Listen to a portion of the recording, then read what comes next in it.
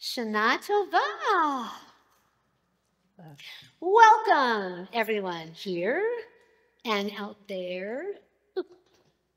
I'm not picking a political party, but I sort of feel like Stephen Colbert. Welcome, everybody here and out there. It's great to be back together again to celebrate a brand new year amidst all of the crazy in the world that we've discussed already. It's a blessing to have built into our Judaic system of belief a time for renewal, a time for hope, a time for celebration of all things possible when that calendar turns and a new year begins. Birthdays are blessings given by God. Every day, every year, this that we get is a gift. This is something that we acknowledge and are grateful for at this time. Taking time out from our busy lives to step away from the chaos into a 10-day period steeped in emotion and retrospective if we do it right. Hopefully, we have been working toward this moment with inner reflection, but whether we have or we haven't, now is the time to activate change and redemption, not just for ourselves, but for humanity and our entire world. This is not new to us. Many here, we've all been doing this together for years, also you out there.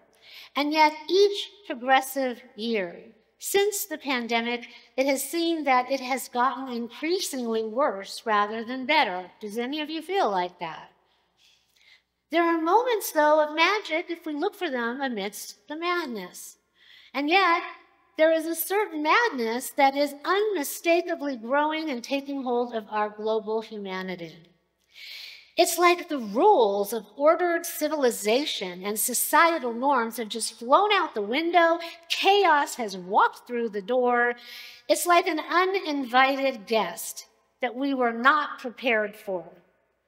What happened to the days of Abraham and the hospitality that we were meant to learn from and share? Kindness to strangers, the belief that there's inherent goodness in humility and in grace and in hospitality and sharing. What happened to the sacrifices that we will recount in our Torah over these Yamim Noraim that our ancestors made to ensure that we would actually make it to this day? What has happened? What is happening? I have been asking myself this question repeatedly every single time I sit down to write a sermon. And it's been particularly hard. I have rewritten my Rosh Hashanah day sermon 3 times, and I was still rewriting it yesterday, and I'm going to probably work on it tonight. Things are just escalating so quickly. Every time I sit down, I actually say, please send me the words. Send me the message that you want me to share. And therein lies the answer. I have been asking God. Through it all, no matter what befalls me, my mind, my heart, my soul, my actions are always mindful of God and his or her place in my life. Many question God's existence, especially in challenging and difficult times. Times of loss, times of despair, times of illness, times of war, times of chaos.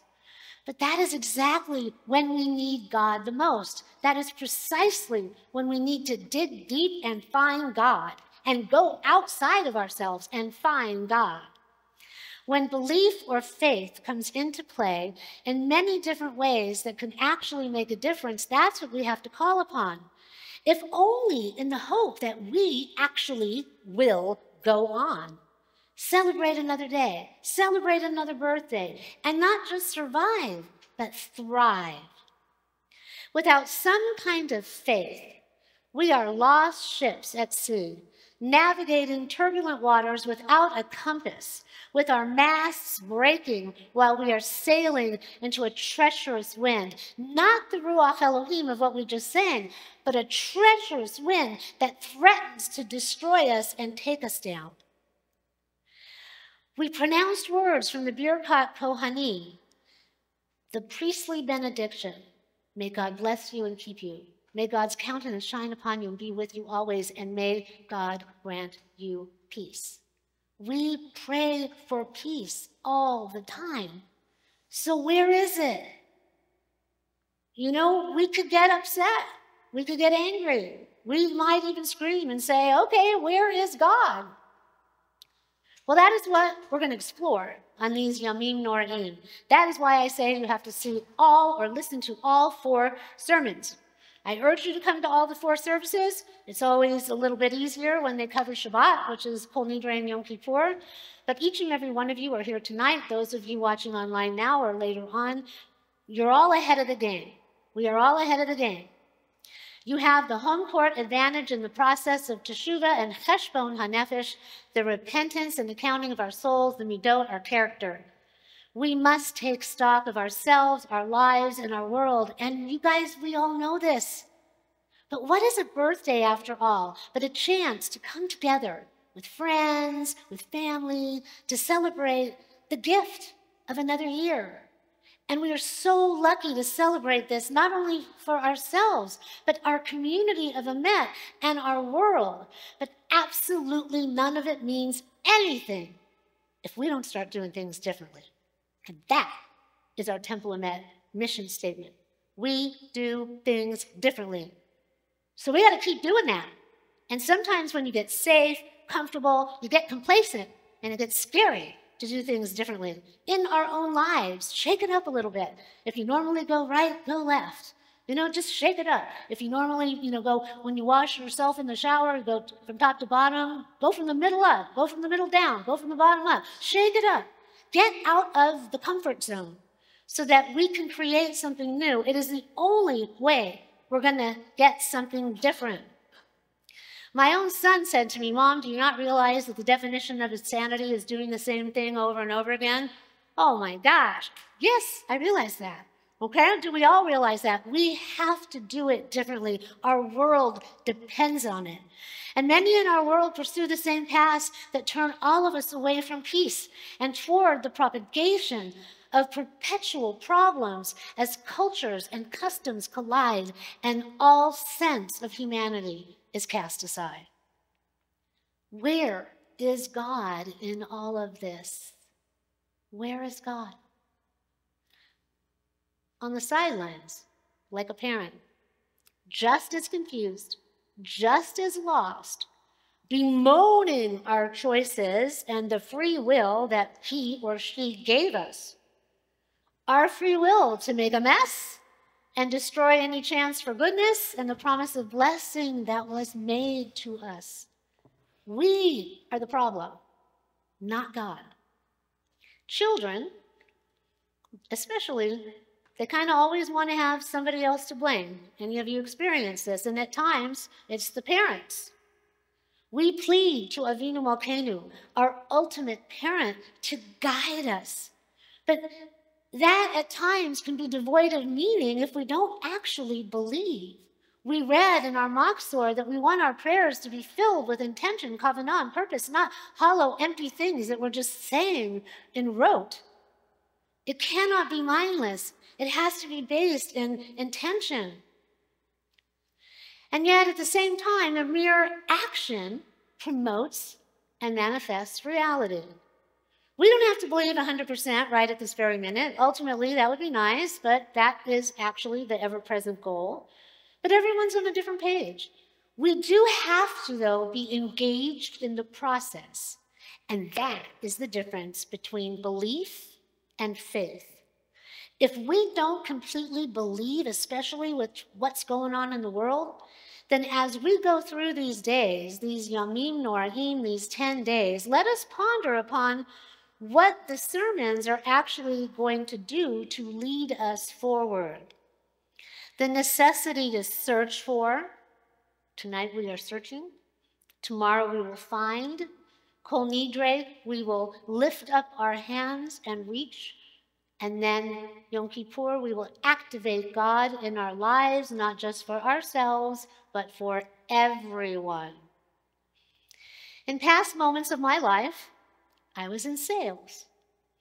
For the past 30 years, don't do the math, I was 10 when I started, I have been selling God. Make no mistake. And yet, we are all agents of God. We may just not realize it. We were put here as co-partners, B'Tselem Elohim, in the image of God, to care for our world, to care for ourselves, to care for each other. Agents of Elohim. We here are the God Squad, presenting his or her likeness out in the world to evolve and to grow within the light of the commandments and manifest wonder and destiny with light and blessing.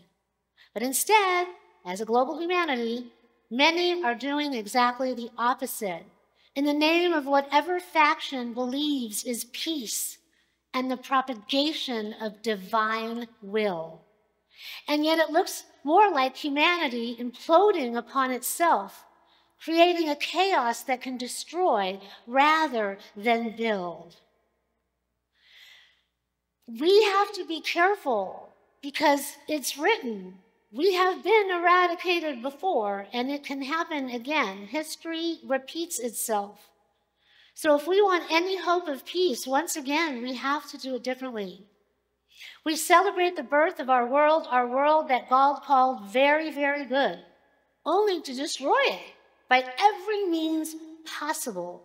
War against one another, and even war against our planet. As I have said many a time, we have got to be the change that we need to see. Even little tiny things can make a difference. Buying a person behind you the Starbucks drink at the holidays and paying it forward. Has anyone ever had the person behind you or in front of you buy your drink at Starbucks? Raise your hand. Yeah, some of us have had that happen. Or have you ever been in the line at the supermarket and the person in front of you is struggling to figure out what they're going to put back because they can't pay for it? And maybe you're in a hurry and you got a lot of things and you want to get going and you're getting kind of cranky, but then you see the anguish of that person and then you say, you know what? How much do you need? Has anyone ever done that? Yeah, I see there's a few of us. Look for those moments because they will make a difference. Little things can make a difference. I was having an extremely chaotic time. My car needed over $2,000 worth of repair, and I was telling a guy that knows me very well everything that's been going on, and I needed to take it from there, go get new tires, take it back, get a wheel alignment, and he looks at me and he goes, you know what, Dee Dee? Merry Christmas. And he didn't charge me for the wheel alignment. And he goes, but it's okay, I know you're the rabbi. But that's the thing, little things make a difference. Little tiny interlocking pieces that create positivity in the world. You think they don't add up, but they do. Even if just God is watching. God is watching us. We are all paying a much greater price for the negativity that is taking hold of this entire world and taking hold of our beings, our bodies, our psyche, our relationships. We may say, okay, yeah, well, okay, I'm horrified. But yes, that is happening far away. I can still go out to eat. I can still go to a concert. I can still go shopping. But it's not. What can we really do to make a difference? That's what we have to ask ourselves. Positivity is a wave that we can reach even the farthest of shores with, and we can all ride upon this wave toward redemption and renewal, and if we choose to. Every time a little negativity comes your way, see if you can ignore it. How challenging is that? Raise your hand if you feel it's challenging to not be upset about the negativity that comes your way. Raise your hand if you find yourself sucked into the darkness. We can't help it. We're humans. So what we have to do is recognize it, give it its due, because there may actually be a lesson in there for us or the other person. But this is the important thing. Even if it's just a tiny little peek into the chaos that another person is going through. And then move on. Surround yourself and them with light and move on. Dwelling in darkness and negativity does no one any good. It just propagates evil, and it moves us away from the promise of blessings meant to be bestowed upon us. And it's not easy. Every day, every moment, we will be tested, and we will have to say, you know what? Did I do it this time? Did I succumb? Can I rise above? Can I go forward? It's hard. But that's what we have to think about in these next 10 days, and that's what we need to think about for our world. Every negative action begets another one. It's like a domino, and we are feeding failure and destruction of all we hold dear. Ourselves, our families, our children, our world, everyone is being torn apart, humanity as a whole, by a degradation of the human spirit while destroying this extraordinary gift that God has given us. In a few moments, our soloist will sing a song by Ben Platt, Before I Knew You. Let us listen to the words, because remember, tonight we are searching for God. Before I knew you, we are on a journey to find God. Let us open up ourselves to the possibility that every positive action we take might actually make a difference, especially when we are feeling it not. Probably more so. Let us flip the script of our tortured, fractured world at this time and manifest the abundant light that is available in these coming days to be the co-partners we were created to be. Let us reflect on the upcoming words that we're going to hear and what they might mean to us. There has been something following me all my life, some protection that I can't define, a message from the great divine. Like a hope I couldn't place till the day I felt your grace. You were somewhere in the sunlight, in the corners of my mind. Little whispers in a daydream, a little voice that always saved me. You were hiding in plain sight. You were right there all around me, and I have been on my way to you. I loved you long before I knew you. And when we run out of mornings, I will remember all your glory, and your love will always ground me, even when you're not around me. I'll still be singing to you. I will love you longer than I knew you. On these Yamim Noraim, our holy days, let us search, let us find, let us lift up our hands and reach for, and then let us activate and follow God toward the promise that has been meant for us all. Let us activate change, positivity, and manifest personal, collective, and global blessing for us all. Ken Yehi Ratzon, may it be God's will. Shana Tova.